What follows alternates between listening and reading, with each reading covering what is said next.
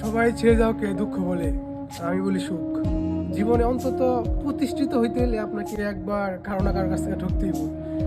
আপনি যখন বুঝতে পারবেন যে কোনো মানুষ আপনাকে ঠকাচ্ছে বা আপনাকে ঠকাইছে বা আপনি ঠকবেন, সে সময়টাতে আপনি প্রথমে ভাববেন যে আপনি প্রতিষ্ঠিত না।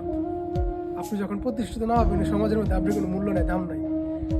সবার প্রথমে আপনাকে প্রতিষ্ঠিত হইতে হবে। যদি আপনি প্রতিষ্ঠিত হন, তাহলে আপনার এই সমাজে দাম আছে, মূল্য আছে। এখন খুবই কষ্ট লাগে যখন একটা মানুষ বলে যে কি অবস্থা, কেমন আছো, সবকিছু ঠিকঠাক আছে কিনা। ভিতরে হাজারো কষ্ট অভিমান নিয়ে বলতে হয়, হ্যাঁ সবকিছু ঠিকঠাক আছে, আমি এখন ভালো আছি। আমার ক্ষেত্রে না, প্রত্যেকটা ছেলে তার ভিতরে হাজারটা কষ্ট নিয়ে থাকে। প্রত্যেকটা ছেলের ভিতরে হাজারো কষ্ট, কিন্তু এই ছেলেগুলা কষ্টের ভিতরে কষ্টগুলো কার কাছে শেয়ার করতে পারে না। আপনি কার কাছে কষ্ট শেয়ার করবেন, আপনি যার কাছে কষ্ট শেয়ার করবেন, সেই আপনার কষ্ট নিয়ে উপহাস করবেন। এখন আপনারা আমাকে বলতে পারেন যে আপনি তো প্রতিষ্ঠিত ছিলেন, তো আপনার এই অবস্থা হলো কেন? এটা আমার ভাগ্যে ছিল। ভালোবাসা হচ্ছে এরকম একটা জিনিস যে যদি আপনার ভাগ্যে থাকে তো আপনি ভালোবাসা পাবেন। হয়তো আমার ভাগ্যে ছিল না, নসিবে ছিল না, এবার আমি দাঁড়িয়ে পাই না।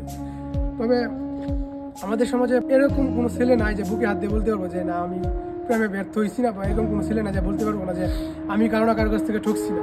ছেলে মানুষ যতই সুন্দর হোক, যতই টাকা পয়সা থাকুক, যতই প্রতিষ্ঠিত থাকুক, ছেলে মানুষ দিন শেষে তার ভালোবাসা মানুষের কাছ থেকে ঠকবে।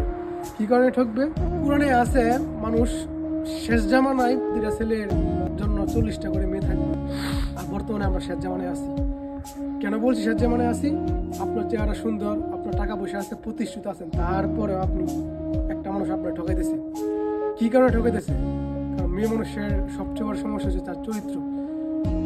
অনেক মেয়ে মানুষ আছে যে আপনার দেখতে মনে হয় যে না সে এক মায়াবী, তার মধ্যে কোনো রকম কোনো খারাপ কোনো কিছু নাই, কিন্তু আপনি কল্পনা করতে পারবেন না এই মানুষটার কাছ থেকে আপনি ঠকতেছেন। কী কারণে ঠকতেছেন? কারণ তার চরিত্র ভালো না। চরিত্র ভালো মেয়ে কোনোদিনও আপনি একটা মানুষকে কষ্ট দিতে পারবেন না। একটা মানুষকে কষ্ট দেওয়ার আগে সে 100বার ভাববে যে আমি কারে কষ্ট দিয়েছি। আমি প্রত্যেকটা ছেলেকে বলবো যে আপনি ভালোবাসেন, কোনো সমস্যা নাই। যতটুকু সম্ভব আপনি আপনার জায়গা থেকে ভালোবাসেন। অতিরিক্ত ভালোবাসবেন, আপনি ঠকবেন। অতিরিক্ত কোনো জিনিসই ভালো না। প্রত্যেকটা ছেলে আপনার কারো না কারোর কাছ থেকে ঠকে, তারপর সে প্রতিষ্ঠিত হয়।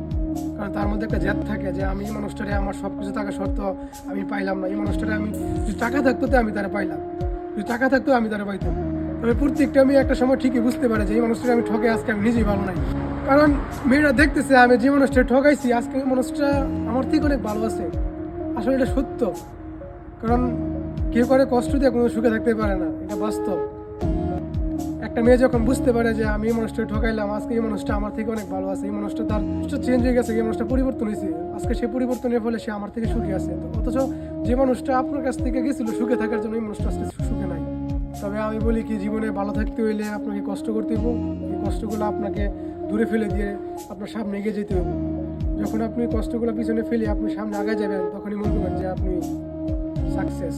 একটা মানুষের কাছ থেকে যখন আপনি কষ্ট পাবেন, আর এই কষ্ট থেকে যখন আপনি কিছু করবেন, ওই সময়টা মনে করবেন আপনি সাকসেস। কারণ আপনার ফ্যামিলিতে আপনার মা আছে, ভাই আছে, বোন আছে, সর্বত আপনি তাদের দিকে তাকাবেন। তবে দিন শেষে ভালো থাকুক, ভালোবাসাই দোয়া করি।